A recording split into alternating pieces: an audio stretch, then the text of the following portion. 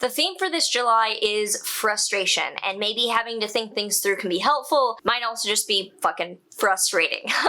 So if you're excited to dive into what we can expect from this July 2021 collective forecast, make sure that you like, subscribe, and hit that notification bell so you are always up to date with what the stars have in store for you. So before that, I do want to mention Swan Bitcoin, the safest, easiest place for you to dollar cost average or repeatedly buy into Bitcoin. So I use Swan to buy in on a regular basis every month, my monthly Bitcoin. I also buy during dips. So if you would like to sign up using my link, you can use it down below and get $10 of free Bitcoin. If we haven't met yet, I am Maren. I am a traditional Hellenistic astrologer using the tropical zodiac. If we're new, nice to meet you. Yeah, see you around. So starting out this month from the 1st to the 4th, we have Mars in Leo opposite Saturn in Aquarius and square Uranus in Taurus. So Mars in Leo is performative, it is taking action through drama, it is Mars coming through the lens of the sun, which is double fire, double warmth energy. It is incredibly generous and also incredibly infuriating or, you know, explosive. Not in an Aries way of like, boom, atomic bomb, but more in a way of just a lot getting everywhere. And the performativity, the drama being very warm and also can be very hot. It's pretty hot in this room right now as I talk about this because of the fucking lights in New York summer, or May as I'm filming this. But that opposite Saturn and Saturn in Aquarius is trying to put on a performance to crickets, or trying to be warm, trying to go, go, go, and there being a brick wall of an audience. Square Uranus, it's kind of this tension building up of, do I play it safe and stop the performance, or do I go so fucking shocking that people are dying in their seats seeing what I'm putting out there? So it's this performance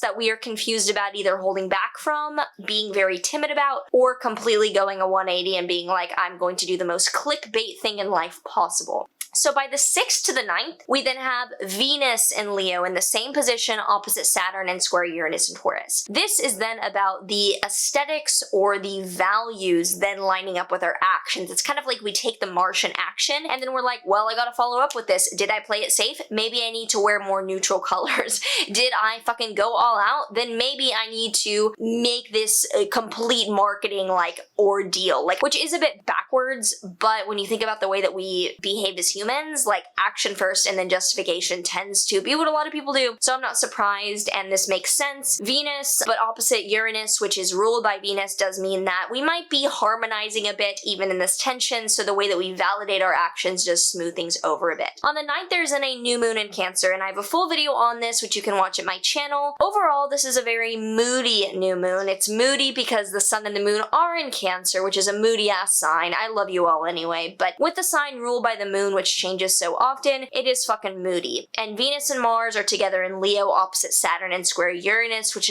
is incredibly relationally tumultuous. It's a new beginning that's cute and it's social, but it's also like we are kind of emotionally all over the place and feeling like we aren't getting the response that we want. So that's a bit about what's taking place on the 9th. The 12th through the 14th, so same time period, so about Venus is conjunct Mars and Leo. This is drama, fixed sign, Leo warmth, Leo exuberance. This is a great time if you want to do anything performance-wise or like any kind of big dramatic purchase. The 12th through the 14th might actually be a great time for that. And then the 17th through the 18th, the sun will be in Cancer opposite Pluto and Capricorn. With the sun being authority or direction, inspiration, Cancer, it's at home. It is something valuable internally in the basis hierarchy of needs that we're feeling inspired by. Maybe someone that we look up to is suddenly like, you know, I'm gonna completely take time for myself, focus on my family. And that opposite Pluto is a bit obsessive and a bit paranoid, that someone may be taking action to stick closer to home, or someone may be doing something very protective that we find inspirational but is also incredibly paranoid and unnecessary. On the 22nd, we have Venus and Virgo opposite Jupiter and Pisces, which is a very over-the-top day. Venus and Virgo is in its fall. It is a bit uncomfortable because Venus wants to unify and Virgo wants to dissect. So Venus and Virgo can be a great personal shopper, a great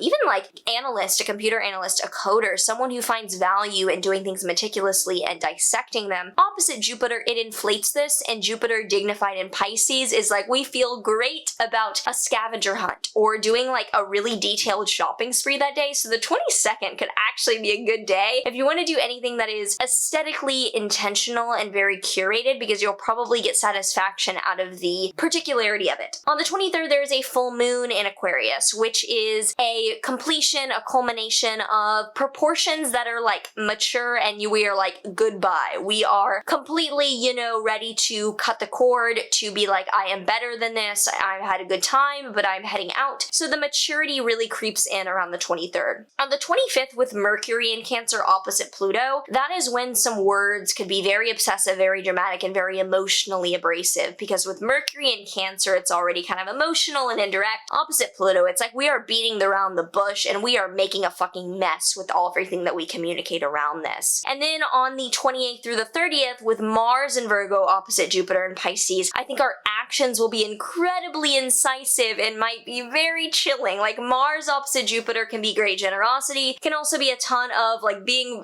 the fucking bullet is fired. So 28th to the 30th, I feel like it's a nail in the coffin of like, this is stubborn, this isn't happening, boom, I'm gonna do this then bitch, which actually feels really good with that Jupiter opposition. So if you have a feeling around this month, do let me know down below how you're feeling, how this July is kind of coming across to you. And in the meantime, let's pull some cards, see what vibe is coming up. Tarot card for July is the Knight of Wands reversed. So the Knight of Wands is how we get or go after our inspiration, the wands, the fire in our life. What is our motive to go after what we need to be inspired? Reversed is like, you need another audience. You need another route, another performance ground. This is, you're not being received by the right audience here. Now for an Amio astrology card for a bit of guidance here, we have first house, personality, identity, individuality, beginning, goals. I wouldn't ascribe goals to first house, but personality and individuality. This is a month about you. With so much Leo, it is fucking all about you and being like, are these my people? Am I in the right place? Am I aligning with the right energy of where I'm received? Make your own home. Don't wait for that home to feel good about you. So if you enjoyed this, let me know down below. Would love to hear from you and would love to hear how this July is sounding for you, because it's definitely coming across as